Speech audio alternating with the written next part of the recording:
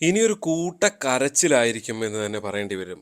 തിരുവനന്തപുരത്ത് നിന്ന് ഇന്നലെ മേയർ ആര്യ രാജേന്ദ്രൻ നഗരസഭ ആ, യോഗത്തിൽ വിശദീകരിച്ച വേദനയോടെയുള്ള വിശദീകരണത്തിന് ശേഷം ഇന്ന് രാവിലെ ഡിവൈഎഫ്ഐയുടെ ദേശീയ പ്രസിഡന്റ് റഹീമാണ് ആദ്യമായി കരയാൻ തുടങ്ങിയത്.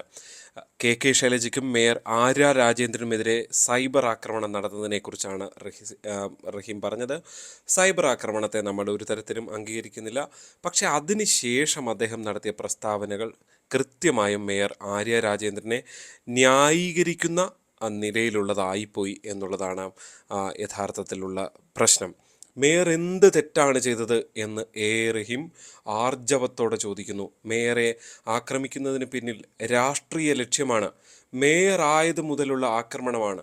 ഒരു പൊളിറ്റിക്കൽ ബ്രാൻഡ് ഉണ്ടാകരുതെന്ന ലക്ഷ്യത്തോടെയുള്ള ആക്രമണം. എന്താണ് നിങ്ങൾക്കെന്ന് മനസ്സിലായോ? പൊളിറ്റിക്കൽ ബ്രാൻഡെന്ന് അവരൊരു പക്ഷേ ഉദ്ദേശിക്കുന്നത്, ഞാൻ മനസ്സിലാക്കുന്നത്, തിരുവനന്തപുരത്ത് 22 വയസ്സുകാരിയായ, അതായത് രാജ്യത്തെ ഏറ്റവും പ്രായം കുറഞ്ഞ മേയറെ അവതരിപ്പിച്ചല്ലോ. ഏറ്റവും മിടുക്കിയാണ്, ഞങ്ങളുടെ പാർട്ടിയിൽ ഇത്രയും ചെറുപ്പക്കാരികളൊക്കെ മേയർ പദവിയിലെത്തിയാൻ യോഗ്യതയാണ്, മാത്രമല്ല ഞങ്ങൾ ചെറുപ്പക്കാർക്ക് സ്ത്രീകൾക്കുമൊക്കെ പ്രാതിനിധ്യം കൊടുക്കുന്ന ഒരു പാർട്ടിയാണ്. ആ നിലയിൽ ദേശീയ ശ്രദ്ധ ആകർഷിച്ച ഒരു വിഷയമാണ്. അതുകൊണ്ട് തന്നെ ഒരു പൊളിറ്റിക്കൽ ബ്രാൻഡാണത്. ആ ബ്രാൻഡ് നിങ്ങൾ തകർക്കുകയാണ് എന്ന് തന്നെ പറഞ്ഞുകൊണ്ടാണ് റഹീമിൻ്റെ കരച്ചിൽ തുടങ്ങിയത്. റഹീമിൽ തീരുന്നില്ല എന്നുള്ളതാണ്. ഇതൊരു സംഘടിത പ്ലാൻ ചെയ്തിട്ടുള്ള വാർത്താ സമ്മേളനങ്ങളുടെ തുടർച്ച എന്ന നിലയിൽ തൊട്ട് പിന്നാലെ ഏതാണ്ട് രാവിലെ 11 മണിയോടുകൂടി കോഴിക്കോട് വസീഫ് ഡിവൈഎഫ്ഐയുടെ സംസ്ഥാന അധ്യക്ഷനും സമാനമായ വേദന പങ്കുവയ്ക്കുന്ന കാഴ്ചയാണ് കണ്ടത്. അതായത് വസീഫ് ഒന്നുകൂടി പറഞ്ഞുകൊണ്ട്, മാധ്യമവേട്ടയാണ് നടക്കുന്നത്, എന്തൊക്കെയാണ് നിങ്ങൾ പറയുന്നത് എന്നൊക്കെ ചോദിച്ചുകൊണ്ട്, സാധാരണഗതിയിൽ കേരളത്തിൽ നടക്കുന്ന പോലെ CPMന് എന്തെങ്കിലും ഒരു പ്രശ്നം വന്നാൽ അതെല്ലാം മാധ്യമവേട്ടയാണെന്നും മാധ്യമപ്രവർത്തകരുടെ തലയിൽ അടിച്ചു വെക്കുകയും ചെയ്യുന്ന ഒരു പതിവ് ചടങ്ങിലേക്ക് ഡിവൈഎഫ്ഐ കടന്നിരിക്കുന്നു എന്നുള്ളതാണ്. അതായത് ഇന്നലെ ഇന്നലെ വെച്ചാൽ ഈ നഗരസഭാ കൗൺസിൽ യോഗത്തിൽ ആര്യ രാജേന്ദ്രൻ വളരെ വേദനയോടെ സ്ത്രീകൾക്കെതിരായ പ്രശ്നമാണ് ചോദ്യം ചെയ്തത് എന്നൊക്കെ പറയുന്നു. അവരുടെ വേദനയെ, അവർക്ക് അങ്ങനെ ഒരു വേദനയുണ്ടെങ്കിൽ, അവർക്ക് അങ്ങനെ ഒരു വേദനയുണ്ട് എന്ന് തന്നെ കരുതിക്കൊണ്ട്, അത് അംഗീകരിച്ചുകൊണ്ട് പറയുകയാണ്. ആ വേദനയെ നമ്മൾ ഒരു തരത്തിലും പരിഹസിക്കുന്നില്ല. പക്ഷേ അതിനുശേഷം ഈ നടക്കുന്ന ന്യായീകരണ ക്യാപ്സ്യൂളാണ് ആകെ സംശയകരമായിട്ടുള്ളത്. യഥാർത്ഥത്തിൽ ഈ ക്യാപ്സ്യൂൾ എന്ന് നമ്മൾ പറയുന്നത്, മേയർ ആര്യ രാജേന്ദ്രൻ ഈ വിവാദവുമായി ബന്ധപ്പെട്ട് മാധ്യമങ്ങൾക്ക് മുന്നിൽ വിശദീകരിച്ചത് പച്ചക്കള്ളമാണെന്ന് കേരളത്തിലെ ഏതൊരു കൊച്ചുകുട്ടിക്ക് പോലും അറിയാവുന്ന കാര്യമാണ്. ദൃശ്യങ്ങൾ സഹിതമുള്ള തെളിവുകൾ വന്ന കാര്യമാണ് എന്ന കാര്യത്തിൽ യാതൊരു സംശയവുമില്ല.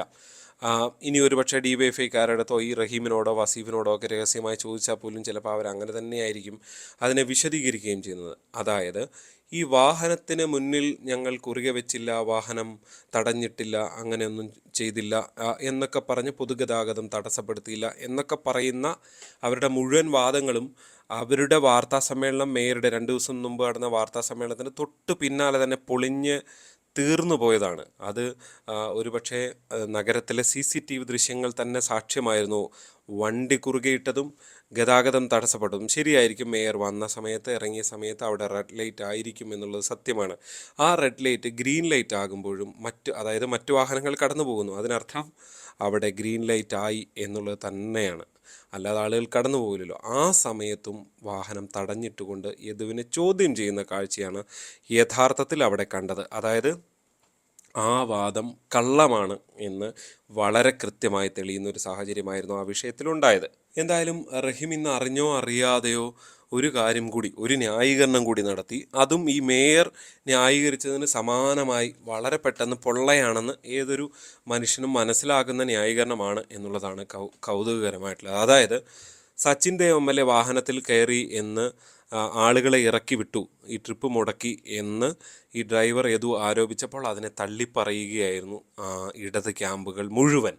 പക്ഷേ ഇന്ന് റഹീം നടത്തിയ വാർത്താ സമ്മേളനത്തിൽ സച്ചിൻ ദേവ് വണ്ടിയിൽ കയറി, പക്ഷേ ആ വണ്ടിയിൽ കയറിയത് ഡിപ്പോയിലേക്ക് പോകാനുള്ള ടിക്കറ്റിന് വേണ്ടിയായിരുന്നു എന്നുള്ളതാണ്. അതായത് ട്രിപ്പ് മുടങ്ങിയ ഒരു യാത്രക്കാരിറങ്ങിപ്പോയ ഒരു വാഹനത്തിൽ കയറി ഡിപ്പോയിലേക്ക് ടിക്കറ്റ് എടുക്കുക എന്ന കൗതുകകരമായ കാഴ്ച. എന്തിനാണ് സച്ചിൻ ദേവ് ടിക്കറ്റ് എടുത്ത് ഡിപ്പോയിലേക്ക് പോകാൻ തയ്യാറാകുന്നതെന്ന് മനസ്സിലാകുന്നില്ല. സ്വാഭാവികമായും ഇതൊരു നിയമലംഘനമാണ് എന്ന് ഏതെങ്കിലും പൗരന്, അതിപ്പോൾ മേയറൊന്നും ആവണ്ട, MLA ഒന്നും ആവണ്ട, ഏതെങ്കിലും ഒരു പൗരന് തോന്നുന്നുണ്ടെങ്കിൽ അവർ നിയമപരമായി നേരിടുകയാണ് വേണ്ടത്. അതായത് പോലീസിനെ അറിയിക്കുകയും പോലീസിനോട് തുടർ നടപടി സ്വീകരിക്കാൻ ആവശ്യപ്പെടുകയുമാണ് ചെയ്യേണ്ടിയിരുന്നത്. പക്ഷേ അതിനു പകരം ഡിപ്പോയിൽ പോയി എന്താണ് പിടിച്ചു വെക്കാനായിരുന്നു. അതായത് ഈ ഡ്രൈവർ ഓടിപ്പോകുമെന്ന് വിചാരിച്ചിട്ടാണോ, എന്തിനാണ് ടിക്കറ്റ് എടുത്ത് കൂടെ പോകാൻ ശ്രമിച്ചത് എന്നത് ഇനിയും വ്യക്തമല്ല. അങ്ങനെ ഒരു അമിത ആവേശത്തോടു കൂടി നടത്തിയ ഒരു ന്യായീകരണം കൂടെ ഫലത്തിൽ പൊളിഞ്ഞുപോയി എന്നുള്ളതാണ് റഹീമിൻ്റെ ഇന്നത്തെ വാർത്താ സമ്മേളനം കൊണ്ട് ആകെ ഉണ്ടായ ഒരു ഗുണം എന്ന് തന്നെ പറയേണ്ടി വരും. എന്തായാലും ഈ വിഷയത്തിൽ ന്യായീകരണ ക്യാപ്സ്യൂളുകളിലേക്ക് കടന്നുകൊണ്ട് യുവമോർച്ചയെയും ഒപ്പം തന്നെ യൂത്ത് കോൺഗ്രസിനെയൊക്കെ ആരോപിച്ചുകൊണ്ട് അവരൊക്കെയാണ് ഇതിന് പിന്നിൽ എന്നൊക്കെ പറഞ്ഞുകൊണ്ടാണ് ഇന്ന് വാർത്താ സമ്മേളനം നടത്തിയത്. യൂത്ത് കോൺഗ്രസും സൈബർ ഗുണ്ടകളെ വിളിച്ച അവരാണ് ഈ ഏർപ്പാട് നടത്തിയത്. KK ശൈലജയ്ക്ക് ഉണ്ടായതിന് സമാനമായ രീതിയിലുള്ള സൈബർ ആക്രമണമാണ് ഈ ഉണ്ടായത് എന്നൊക്കെ പറഞ്ഞുകൊണ്ടാണ് ചെങ്കൊടി പിടിക്കുന്ന വനിതകൾ എന്ന അതായത് എല്ലാവർക്കും കയറി കൊട്ടിയിട്ട് പോകാനുള്ള ചെണ്ടകളാണ് ചെങ്കുടി പിടിക്കുന്ന വനിതകൾ എന്ന മിഥ്യാധാരണയുണ്ടെങ്കിൽ അത് അവസാനിപ്പിക്കണം. സൈബർ ആക്രമണം നടത്തിയാൽ പതറി ഇവർ വീട്ടിലിരിക്കുമെന്ന് ആരും കരുതണ്ട. ഒരു കാര്യം കൃത്യമായി നിങ്ങൾക്ക് അനുഭവങ്ങളുള്ളതായിരിക്കും. സൈബർ ആക്രമണത്തിൽ കേരളത്തിലെ ഏതെങ്കിലും ഒരു പാർട്ടികൾ അത്ര വലിയ വിശുദ്ധരൊന്നുമല്ല. ഈ CPM ആണെങ്കിലും മറ്റ് സംഘപരിവാർ സംഘടനകളിലെ പല പ്രവർത്തകരാണെങ്കിലും കോൺഗ്രസ്സുകാരാണെങ്കിലും എല്ലായിടത്തും ഇതേ പരിപാടിയാണ്. ഒരേ തലച്ചോറോടുകൂടി പ്രവർത്തിക്കുന്നവരാണ്. പക്ഷേ അവർക്കൊരു കാര്യം വരുമ്പോൾ മാത്രം അവർ വല്ലാതെ വേദനിച്ചുകൊണ്ട് കണ്ണീരൊഴുക്കി കാണിക്കുന്ന ഒരു കാഴ്ചയാണ് പൊതുവെ ഉയർന്നു വരാറുള്ളത്. ഉദാഹരണങ്ങൾ പലതുണ്ട്. ഇപ്പോൾ വടകര ശൈലജ ടീച്ചർക്കെതിരെ ആക്രമണം നടന്നു എന്ന് പറയുമ്പോൾ തിരിച്ചിവർ UDF ചോദിക്കുന്ന ഒരു ചോദ്യമുണ്ട്. രമ്യ ഹരിദാസിനെതിരെ കഴിഞ്ഞ ലോക്സഭാ തെരഞ്ഞെടുപ്പ് കാലത്ത് PK കുഞ്ഞാലിക്കുട്ടിയുമായി ചേർത്ത് വെച്ചുകൊണ്ട് വിജയരാഘവൻ നടത്തിയ പരാമർശം കേരളം മറന്നിട്ടില്ല. ഒരുപക്ഷെ രമ്യയുടെ വിജയത്തിലേക്ക് അടക്കം എത്തിച്ചൊരു സാഹചര്യമായിരുന്നു അത്. ആ സമയത്ത് കേരളത്തിലെ ഏറ്റവും പുരോഗമന പ്രസ്ഥാനമായിട്ടുള്ള ഇടത് പ്രസ്ഥാനം എന്ന് പറയുന്ന പ്രസ്ഥാനങ്ങൾ, അവരാണല്ലോ എല്ലാ പുരോഗമനത്തിലും ഏറ്റവും മുന്നിൽ നിൽക്കേണ്ടത്. അവരുടെ വായടഞ്ഞു പോയിരുന്നോ എന്ന ചോദ്യമാണ്. അതായത് രാഷ്ട്രീയ പാർട്ടികളുടെ ഇത്തരം വനിതാ നേതാക്കളടക്കം അവർ സെലക്റ്റീവായി മാറുന്ന കാഴ്ചകൾ തന്നെയാണ് ഉള്ളത്. ഇപ്പോൾ ആര്യ രാജേന്ദ്രനെതിരെ അവരുടെ വാട്സപ്പിൽ വലിയ സന്ദേശങ്ങൾ ചെയ്യുന്നു. ഒരു തരത്തിലും ന്യായീകരിക്കാൻ പാടില്ല.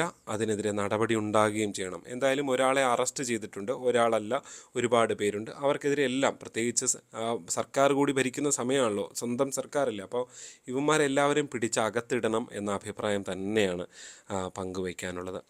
അപ്പോൾ നേരത്തെ വിഷയത്തിലേക്ക് വന്നാൽ കരച്ചിലുകൾ. അപ്പോൾ ഇനി ഉള്ള ദിവസങ്ങളിൽ കേരളം കരച്ചിലുകൾ കൊണ്ട് നിറഞ്ഞതായിരിക്കും എന്നത് വേണം മനസ്സിലാക്കാൻ.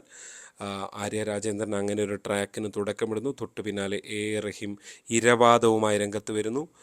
തൊട്ടിപ്പുറത്ത് വസീഫ് എത്തുന്നു. യഥാർത്ഥത്തിൽ ഈ സംഭവത്തിലെ ഇരയാര് എന്ന ചോദ്യം ഇനിയും ബാക്കിയാണ്. പ്രത്യേകിച്ച് ആ ബസ്സിലെ മെമ്മറി കാർഡ് എന്തുകൊണ്ടാണ്, ആരാണ് അടിച്ചുകൊണ്ട് പോയത് എന്ന് കൃത്യമായി മനസ്സിലാക്കേണ്ടതുണ്ട്. പ്രത്യേകിച്ച് ഈ സംഭവത്തിൻ്റെ മുഴുവൻ ദൃശ്യങ്ങളും, പ്രത്യേകിച്ച് സച്ചിൻ ദേവ് MLA അടക്കം ആ വാഹനത്തിനുള്ളിൽ കയറി എന്തു ചെയ്തു എന്നതറിയാം.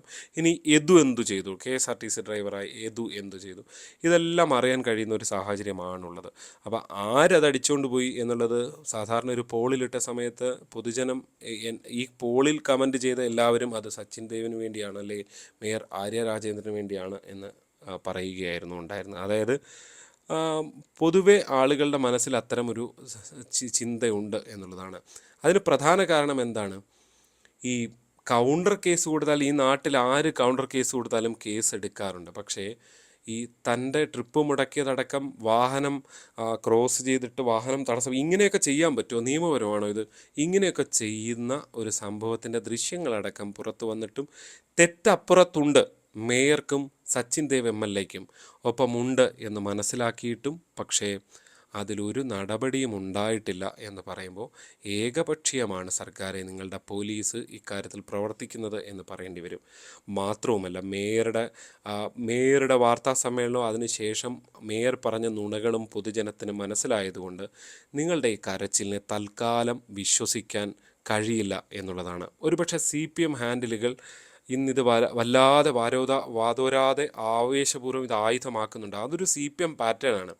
എന്തു നുണയും അത് സത്യമാണ് എന്ന് പറഞ്ഞ് പ്രചരിപ്പിക്കാനുള്ള ആ സംഘടനയുടെ കപ്പാസിറ്റി, അതിനാണ് തുടക്കം കുറിച്ചിരിക്കുന്നത്. ഇനിയുള്ള ദിവസങ്ങളിൽ കാണാൻ പോകുന്നത് ഇരവാദത്തിൻ്റെ തുടർച്ച തന്നെ ആയിരിക്കുമെന്ന കാര്യത്തിൽ യാതൊരു സംശയമില്ല. നിങ്ങളുടെയൊക്കെ ആത്മാർത്ഥത എവിടെയെങ്കിലും കാണുന്നുണ്ടെങ്കിൽ അത് മറ്റ് രാഷ്ട്രീയ പാർട്ടികളിൽ നടക്കുന്ന പ്രവർത്തകർക്കും നേതാക്കൾക്കും വനിതകൾക്കും ഒക്കെ ഇത്തരം അതിക്രമം ഉണ്ടാകുമ്പോൾ നിങ്ങളുടെ വാ തുറന്ന് കാണണം എന്നുള്ളതാണ്. തൽക്കാലം ഈ വീഡിയോ ഇവിടെ അവസാനിപ്പിക്കുകയാണ്. മറ്റു വീഡിയോയുമായി വീണ്ടും കാണാം. നിങ്ങളുടെ അഭിപ്രായങ്ങൾ കമൻറ്റുകളായി രേഖപ്പെടുത്തണം, അത് ഞാൻ വായിക്കുന്നുണ്ട്.